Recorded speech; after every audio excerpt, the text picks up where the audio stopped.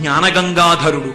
ఎప్పుడు గంగతో తడిసి ఆ జుట్టు ఎర్రబడి ఉంటుంది. ఆ కొప్పుని ఒకసారి విప్పితే ప్రమాదం, ఆ కొప్పుని చుడితే ప్రమాదం, రెండూ ఇబ్బందులే. ఆయన ఒక్కసారి జట తీసి కొట్టాడు నేల మీద కొప్పులోంచి, అంతే వీరభద్రుడు పుట్టాడు. ఒక్కసారి జటాజూటం తీసి ముడేసి మధ్యలో చిన్న ఖాళీ ఉంచాడు. ఉంచి అహంకరించింది గంగ.